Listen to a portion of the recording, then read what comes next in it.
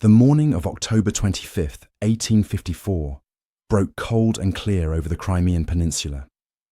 In the valley north of the port of Balaclava, the air was still sharp with the chill of autumn, a deceptive tranquility masking the violence that had already begun to unfold. The terrain here was a natural amphitheatre, a long grassy plain, roughly a mile and a half deep, flanked on three sides by rising hills. To the casual observer, it might have looked like perfect hunting country, the kind of rolling ground where an English gentleman might chase a fox on a crisp Sunday morning.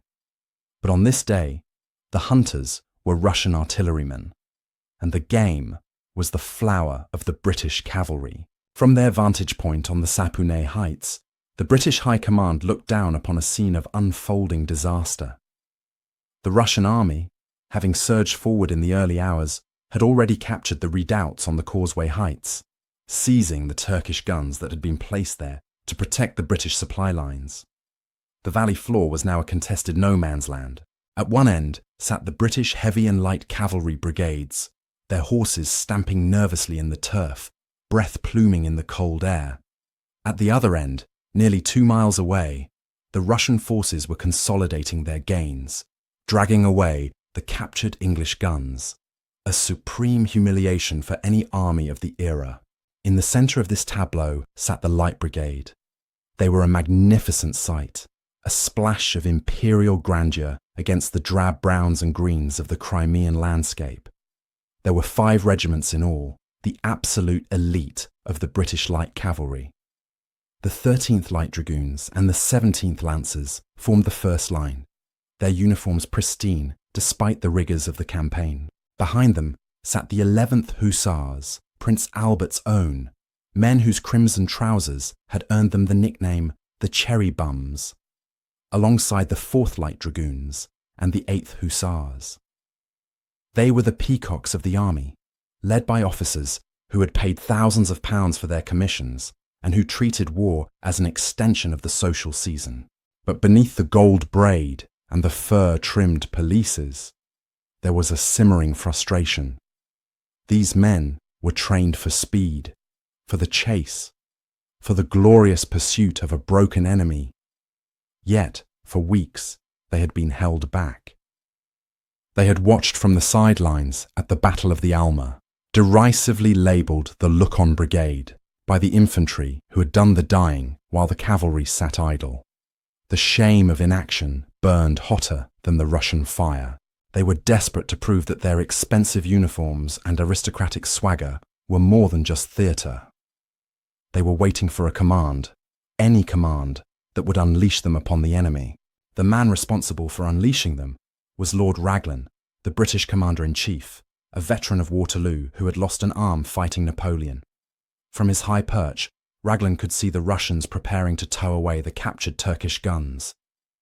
In the military logic of the 19th century, losing guns was a stain on a commander's honour. Raglan dictated a hasty order to his Quartermaster General, Richard Airey. The order was scribbled in pencil on a flimsy scrap of paper, resting on a sabre tache. It read, "Lord Raglan wishes the cavalry to advance rapidly to the front, follow the enemy, and try to prevent the enemy carrying away the guns." It was a standard order, sensible and clear to anyone standing on the heights with a panoramic view of the battlefield. But down in the valley, the perspective was fatally different. The man chosen to deliver this order was Captain Louis Nolan of the 15th Hussars.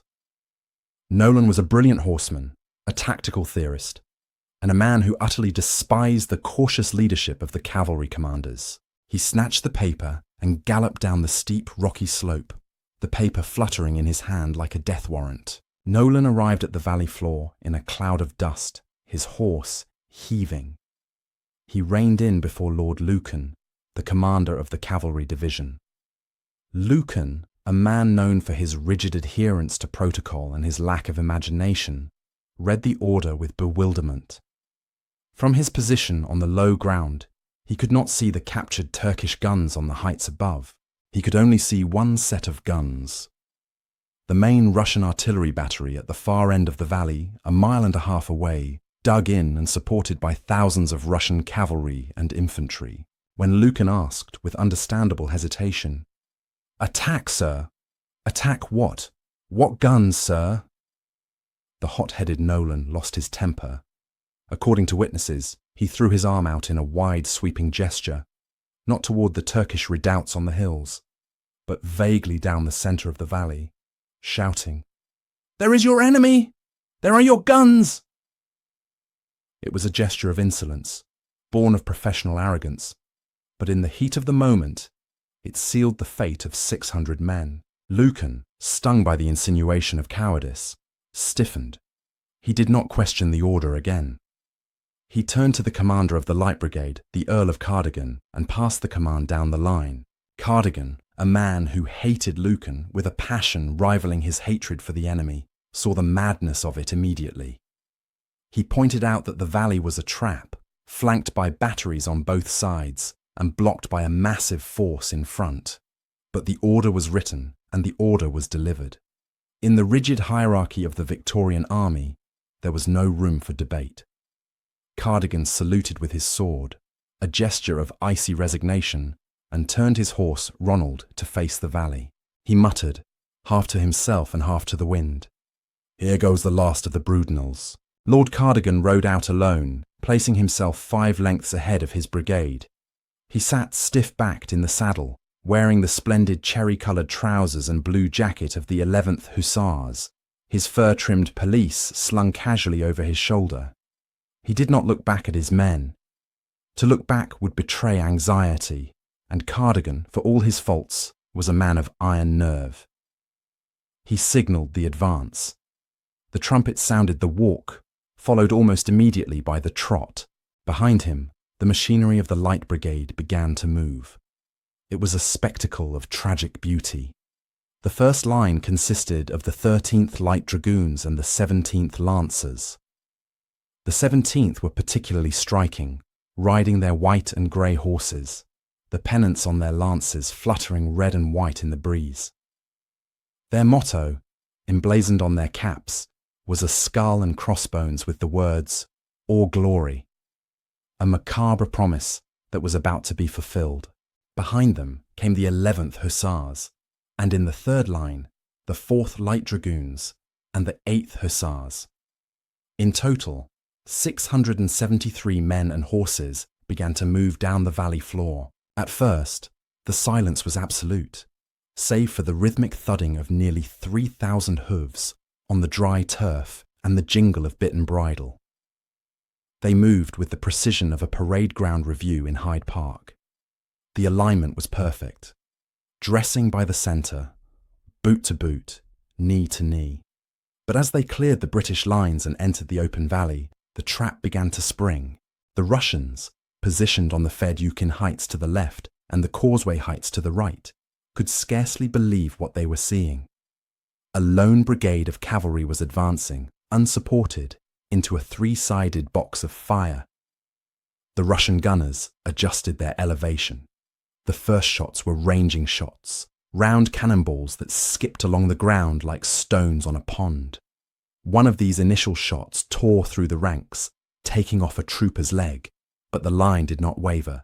The gaps were instantly filled as the men guided their horses inward, maintaining the unbroken wall of cavalry. Suddenly, a figure broke from the formation.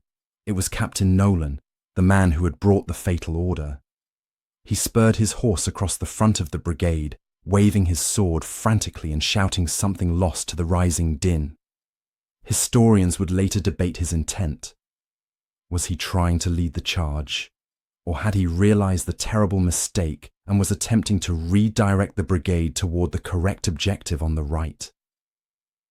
The answer died with him. A Russian shell exploded directly in his path. A splinter tore into his chest, exposing his heart. His horse, terrified, wheeled back toward the brigade, carrying the dead captain upright in the saddle, a ghastly, unearthly scream escaping his lifeless lungs as the rigour of death contracted his muscles. The troopers of the 13th Light Dragoons opened their ranks to let the corpse pass through, a horrifying omen for the miles ahead. Cardigan, oblivious to Nolan's attempt to save them, or perhaps interpreting it as a breach of discipline, did not turn his head. He kept his eyes fixed on the Russian battery at the far end of the valley. The pace increased. The trot became a canter. The Russian artillery, now finding their range, opened up in earnest. It was no longer just round shot, it was shell and canister, the air filled with the distinctive whirring sound of iron passing through space, a noise the soldiers likened to the flight of angry partridges. From the flanks, the fire was devastating. Musket balls from Russian infantry stationed on the slopes began to hiss through the air, joined by the heavier boom of the flank artillery. Men and horses began to fall in clusters. A trooper would suddenly vanish from the saddle, or a horse would pitch forward, sending its rider tumbling into the path of the following lines. Yet the discipline held. There was no scattering, no panic. The officers, riding in front of their men, barked short, sharp commands. Close into the centre. They were riding into a crossfire that no cavalry unit was designed to withstand, yet they maintained their formation as if they were manoeuvring for the Queen's birthday. The dandies, the aristocratic fops, were showing the world exactly what they were made of. They were being dismantled piece by piece, yet they refused to break their stride. The valley floor, once green, was beginning to streak with red, and the grey horses of the 17th Lancers became gruesome beacons, their white coats stained with the blood of their riders. The walk was over. The trot was done. The gallop was about to begin. As the brigade surged past the halfway mark of the valley, the canter broke into a full gallop. It was not a command from the officers that spurred the increase in speed, but a primal instinct shared by man and beast alike. The desperate need to close the distance, to escape the flail of iron raining down from the hillsides. The discipline of the parade ground began to fray at the edges, not from cowardice, but from the sheer physics of survival. The horses, sensing the terror of their riders and the chaos around them, fought against the bit, lengthening their strides, eager to outrun the invisible death that swarmed the air. The valley had transformed into an industrial furnace. The smoke from the hundreds of Russian cannon and thousands of muskets had drifted down from the heights, settling into the basin like a heavy, sulphurous fog. Visibility dropped to mere yards. Troopers could no longer see the objective, only the flashing hooves of the horses beside them and the occasional burst of flame through the gloom. The perfect line was gone, replaced by a thundering wedge of horseflesh and steel, driving blindly into the grey unknown. The sound was apocalyptic, a continuous rolling thunder of explosions that vibrated in the chest, punctuated by the high-pitched screams of wounded horses. A sound that veterans famously described as more harrowing than the cries of dying men. Lord Cardigan, still miraculously untouched at the apex of the formation, rode with a terrifying calm. He actually lowered his sword to check the speed of one of his officers, who was riding too far ahead, growling a reprimand over the din of battle. To Cardigan, breaking formation was a greater sin than death, but behind him, the carnage was absolute. The 17th Lancers were being dismantled. Riderless horses, crazed with pain and fear, galloped alongside the charging troopers, pressing in on the ranks, disrupting the knee-to-knee solidity that was a cavalryman's only security. Men looked to their left and right to find their comrades gone, obliterated by round shot that punched through files of men like a bowling ball through pins. Then came the final horror. As the brigade closed to within 80 yards of the great Russian battery at the end of the valley, the enemy gunners switched their ammunition. They loaded canister, tins packed with hundreds of musket balls that turned the cannons into giant shotguns. When the battery fired, it was as if a scythe had been swung across the front of the brigade. The lead wave of the 13th Light Dragoons and the 17th Lancers practically evaporated. The air was thick with flying dirt, splinters, and blood. The white horses of the Lancers tumbled in heaps, creating mounds of flesh that the following lines had to leap over or trample. Yet incredibly, they did not stop. The survivors of that murderous volley emerged from the smoke, not as a brigade, but as a collection of isolated, desperate individuals. They were no longer soldiers following orders. They were survivors fueled by adrenaline and rage. With a final, guttural roar that was less a battle cry than a release of pent-up terror, they crashed into the Russian guns. The impact was visceral. The Light Brigade did not just reach the objective, they rode through it. Troopers launched their horses over the cannon barrels, landing amongst the terrified Russian artillerymen. The elegant lances of the 17th, intended for open field manoeuvring, were used as spears to skewer gunners where they stood.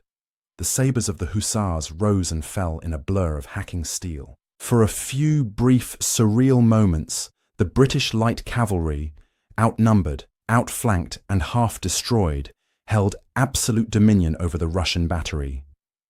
They had done the impossible. They had ridden into the mouth of hell and come out the other side, silencing the guns that had tormented them for the last mile. But as the smoke swirled around the captured cannon, the troopers looked up to see a terrifying reality. They were alone, deep in enemy territory, and the Russian cavalry was massing behind them to seal the trap. The scene behind the Russian guns was one of utter delirium. The rigid discipline that had carried the Light Brigade down the valley had finally dissolved into a chaotic, swirling melee. Having pierced the battery, the survivors found themselves in a strange, smoky twilight zone, cut off from the rest of the world. Here, the battle devolved into a series of desperate individual duels. A trooper from the 13th Light Dragoons, his horse blown out from under him, fought on foot, slashing at the gun limbers. An officer of the 17th Lancers, his uniform torn and bloodied, rallied a handful of men to chase a retreating knot of Russian hussars. It was in this confusion that the second wave arrived. The 11th Hussars, led by Colonel Douglas, and the 4th Light Dragoons, under Lord George Paget, surged out of the smoke. They did not stop at the silenced cannon. Driven by the momentum of their charge and the singular focus of their training, they plunged deeper into the enemy position, riding straight at the massed ranks of Russian cavalry that stood waiting behind the artillery. What happened next defies military logic. The Russian cavalry, the Don Cossacks and the Hussars, numbered in the thousands. They were fresh, organized, and on their own ground. Facing them were perhaps 50 to 60 exhausted British troopers on blown horses. By all rights, the British should have been swallowed whole. Yet, the Russians did not attack. They broke. The sheer psychological shock of the charge had paralyzed them. They looked upon these dust-covered, blood-soaked British horsemen not as soldiers, but as demons. How could a force so small, having just ridden through an artillery barrage, still have the ferocity to attack a formed cavalry division? The Russian officers lost control of their men, and the grey-clad masses began to crumble, retreating in panic before a handful of cherry bums and dragoons. For a fleeting moment, victory seemed tantalizingly close. The Light Brigade had punched a hole through the entire Russian army. Had the Heavy Brigade been there to exploit the gap? Had the massive charges of the Scots Greys and the Inniskillings been unleashed to follow the Light Brigade's wake? The Russian army might have been routed, and the siege of Sevastopol ended that very day. But the Heavy Brigade was not there. Back at the entrance to the valley, Lord Lucan sat on his horse, watching the tragedy unfold through his field glass. He had led the Heavy Brigade partway down the valley in support, but as the Light Brigade disappeared into the smoke and the crossfire intensified, his nerve failed him. He saw the piles of dead men and horses littering the ground. He made a cold, calculating decision. "They have sacrificed the Light Brigade," he reportedly said to his staff. "They shall not have the Heavy, if I can help it." He ordered the halt. The trumpets sounded, and the Heavy Brigade, the only hope for the survivors, turned around and withdrew. Deep behind enemy lines, the realization of this abandonment began to dawn on the survivors. Lord Cardigan, having led the charge to the guns, had turned his horse around and, with characteristic aloofness, began to ride back alone. assuming his duty was done. He left his men behind in the smoke, leaderless. It fell to the remaining officers, Paget of the 4th and Schewel of the 8th, to assess the grim reality. They looked back toward the British lines and saw no reinforcements coming to their aid. Instead, they saw the trap closing. The Russian infantry regiments on the Causeway Heights were moving down the slopes, forming lines across the valley floor to block the retreat. The Polish Lancers, a Russian unit armed with lances similar to the British 17th, were deploying to sweep the field. The door to the valley was slamming shut. The Light Brigade was no longer a fighting unit. They were castaways on a hostile shore. The exhilaration of the combat faded, replaced by the chilling knowledge that the hardest part of the day was yet to come. They had ridden into the valley to attack. Now they had to ride back through it to survive. The order was given, passed by shout and gesture from man to man. Rally! Rally and retire! The retreat was, in many ways, more harrowing than the charge. During the advance, the men had been propelled by the unity of the regiment, the adrenaline of the attack, and the sight of the objective ahead. Now, they were a broken remnant, scattered and exhausted, with their backs to the enemy. The psychological armour of the brigade was gone. Every man was now fighting for his own life. As the survivors turned their horses toward the British lines, they found the valley floor transformed. The smoke had lifted slightly, revealing a landscape of carnage. The ground was strewn with the wreckage of the advance, dead and dying horses, their bellies swollen with gas, and the broken bodies of their comrades.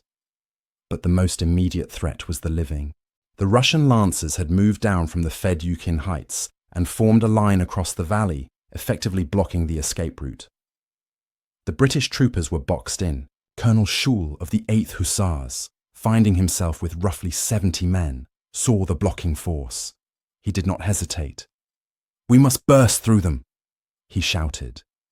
It was a suicide pact. The weary horses, their flanks heaving and coated in sweat and blood, were spurred into a final, desperate gallop. The 8th Hussars crashed into the Russian line. It was a collision of exhaustion against fresh strength, but desperation proved the stronger weapon. The British troopers, hacking wildly with their sabres, carved a path through the Russian lancers.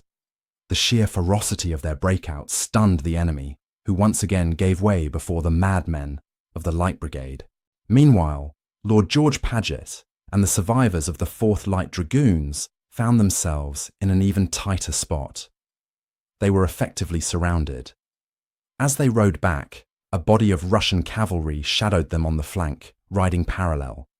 For a surreal moment, the two groups rode side by side, like friends on a hunt, until the Russians suddenly wheeled inward, lances levelled. The dragoons were forced to fight a running battle, parrying lance thrusts with their swords, while keeping their horses moving. It was a brutal, close-quarters scrum where speed was life. The artillery fire from the heights resumed, but now it was indiscriminate.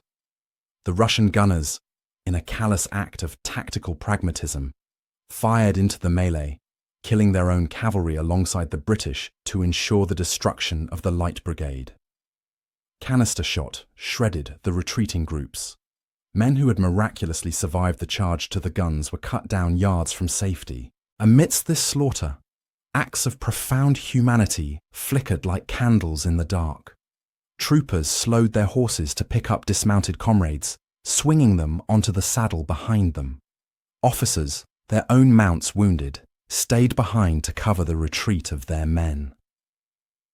Private Samuel Parks of the 4th Light Dragoons stood over the wounded Trumpet Major Crawford, fighting off 2 Cossacks with his sword until his own sabre shattered.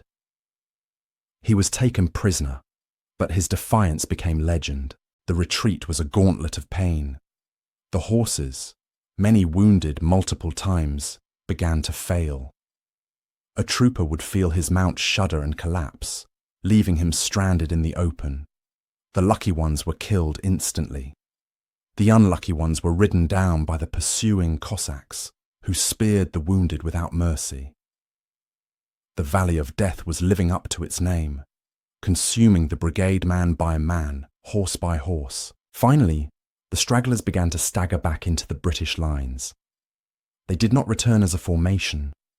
They came in twos and threes, or alone, bloodied, blackened with powder, their uniforms shredded. Some walked, leading horses that could no longer carry them. Others slumped over the necks of their mounts, held in the saddle only by habit. The watchers on the Sapune heights, who had cheered the magnificent advance only 20 minutes earlier, now stood in stunned silence.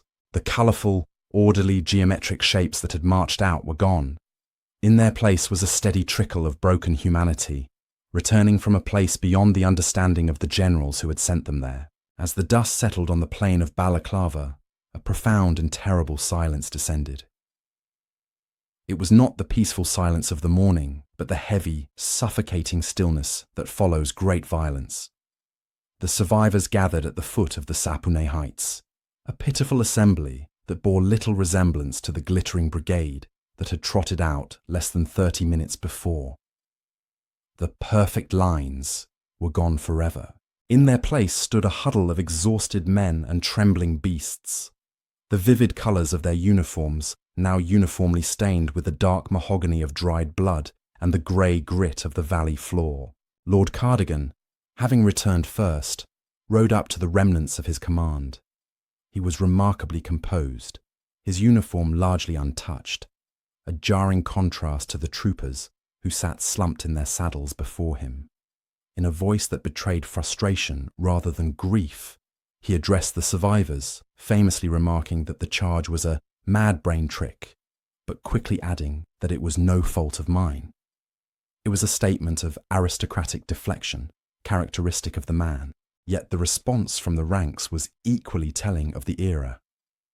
A voice from the ragged line called out, "Never mind, my lord. We are ready to go again." It was a moment of supreme stoicism, the stiff upper lip manifested in flesh and blood. These men, half dead and traumatized, still clung to their identity as soldiers of the Queen. They had been led into a massacre, but their pride remained intact. Then began the ritual that brings the cost of war into sharp, agonizing focus, the roll call. Sergeants, many of them wounded themselves, took out their books and began to read the lists of names. In the 17th Lancers, the Death or Glory boys, name after name was called out into the cold air, answered only by silence. Private Smith? Silence. Private Jones? Silence. Of the 145 men of the 17th who had charged, only 38 answered the roll. The regiment had effectively ceased to exist. The 13th Light Dragoons fared no better. Their officers looked around to find that only 2 of their number remained mounted. The 11th Hussars and the 4th Light Dragoons were decimated. The statistics were a grim accounting of the disaster. Out of the 673 men who had ridden down the valley, only 195 returned with their horses. Over 100 were dead on the field. Another 160 were wounded, many grievously. But the toll on the horses was even more catastrophic. 335 horses lay dead in the valley, or had to be shot upon return due to horrific injuries. The pride of the British cavalry stud farms, animals bred for speed and grace, lay in heaps of shattered bone and torn muscle. Up on the heights, the shock was turning rapidly to anger. Lord Raglan, looking down at the ruin of his light cavalry, was furious. When Lord Lucan rode up to report, Raglan did not offer comfort. He reportedly turned on his subordinate with biting savagery, accusing him of losing the Light Brigade. "You have lost the Light Brigade," was the charge that would echo through history. The finger-pointing began immediately. Lucan blamed Raglan's vague order. Raglan blamed Lucan's lack of judgment. Both men looked for a scapegoat in the dead Captain Nolan, the convenient casualty whose insolent gesture had started the slide into the abyss.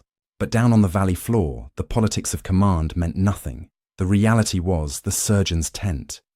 The scenes there were worthy of a nightmare. Men with limbs shattered by canister shot waited their turn on the operating tables, where the only anaesthetic was often a stiff drink and a leather strap to bite on.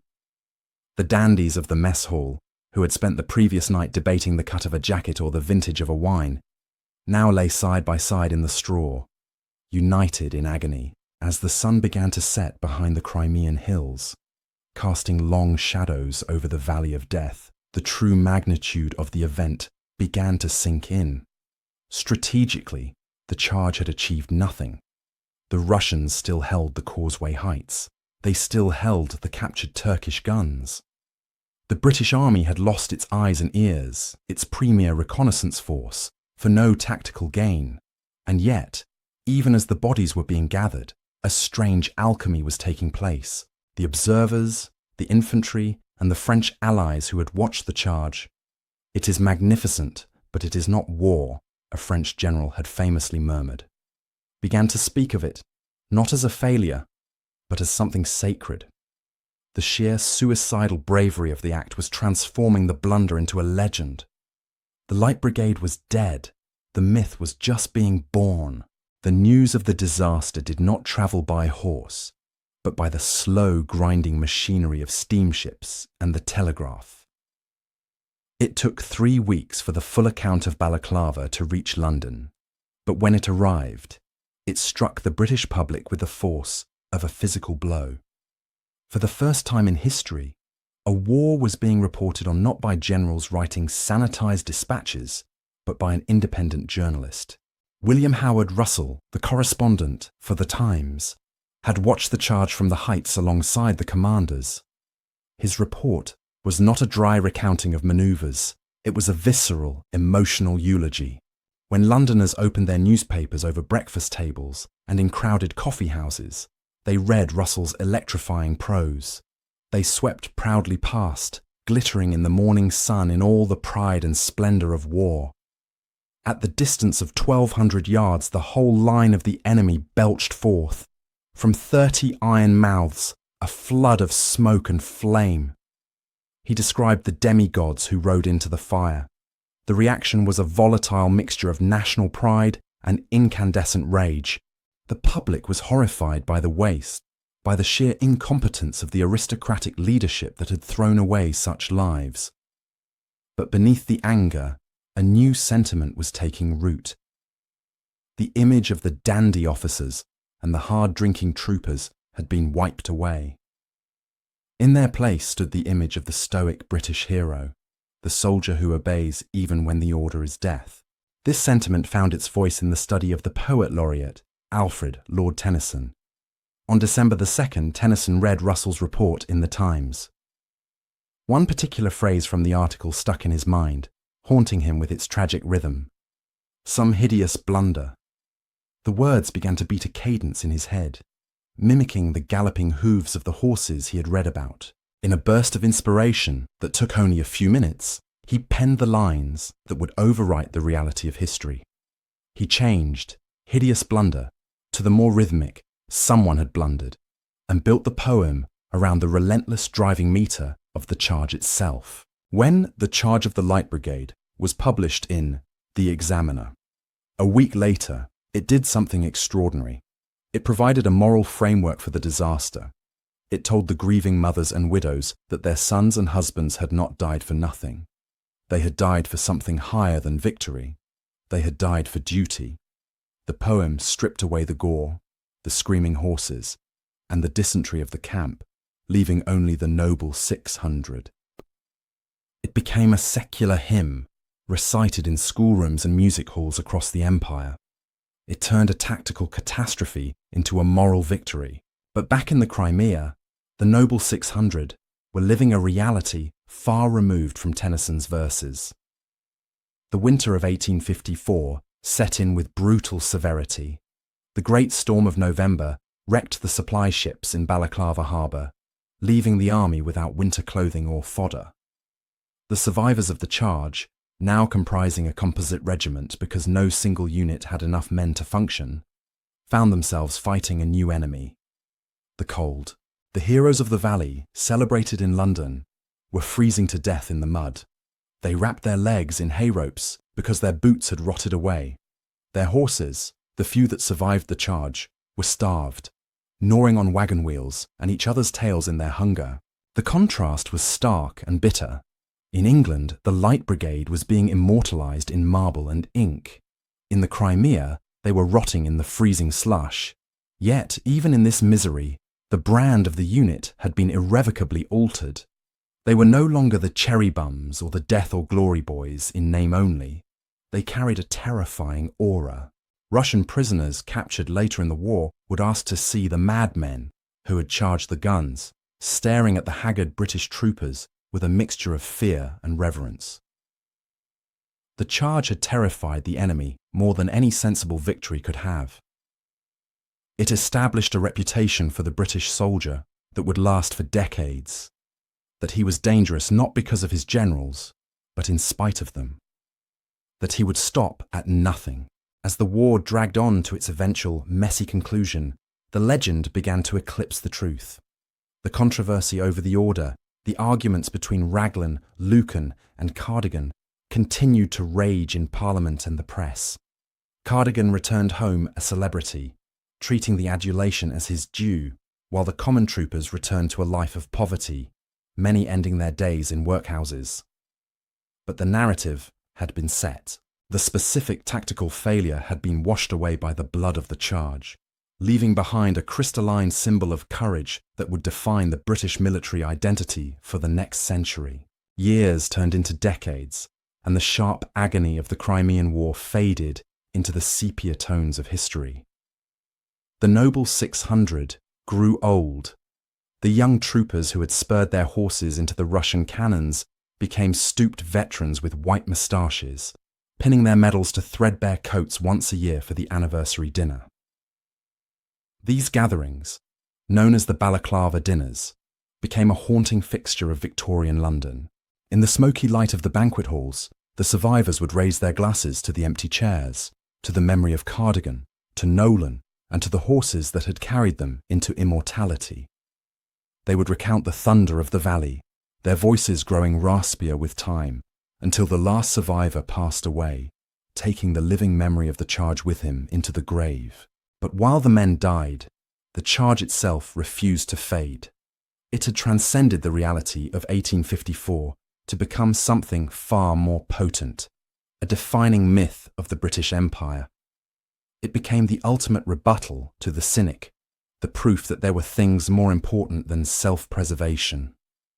It taught a brutal but seductive lesson to generations of future officers, that a blunder could be redeemed by bravery, and that a glorious defeat was often more celebrated than a calculated victory. This was a dangerous lesson, one that would have consequences 60 years later on the fields of the Somme, where the spirit of the Light Brigade would meet the industrial slaughter of the machine gun. The tactical reality of the charge was, of course, that it marked the end of an era. The charge of the Light Brigade was the last great hurrah of the chivalric cavalry tradition. It proved that in the face of modern rifled muskets and entrenched artillery, the horseman was obsolete. The gallant dash, the flashing sabre, the colourful uniform, all these were rendered meaningless by the cold mathematics of ballistics. The Light Brigade had ridden out of the Middle Ages and into the modern world, and they had been shattered by the impact. They were the ghosts of a dying style of warfare, vanishing into the smoke of the industrial age. Yet visiting the site of the battle today, the Valley of Death is deceptively peaceful. The causeway heights are low, rolling hills. The plain where the Russian guns stood is now covered in vineyards and farmland. The roar of the cannon is replaced by the rustle of the wind in the grass. Nature has reclaimed the ground, burying the bones of the English horses and the Russian gunners beneath deep, rich soil. There is little physical evidence left to show that this was the stage for one of the most intense dramas in military history, but stand there in the silence, and the history feels heavy in the air. The story of the Light Brigade is not really about the failure of Lord Raglan or the arrogance of Lord Cardigan. It is about the 600 nameless men who sat on their horses, looked down that mile-long tunnel of fire and tightened their grip on their reins. It is about the trust between a soldier and his regiment, a bond so strong that it can override the strongest instinct of all, the will to live. The Light Brigade failed in their objective. They did not save the Turkish guns. They did not win the battle. In the cold light of military analysis, it was a disaster, but in the human heart, it remains a triumph. They lost the guns, but they won immortality. As long as history is written, as long as stories of courage are told, the world will remember the thunder of hooves, the flash of sabres, and the raw, unadulterated courage of the men who rode into the valley of death. Thank you for listening to our story. If you found this history as fascinating as we did, please like this video and subscribe to British War History for more. We read all of your comments, so be sure to leave your thoughts below. We'll see you in the next video.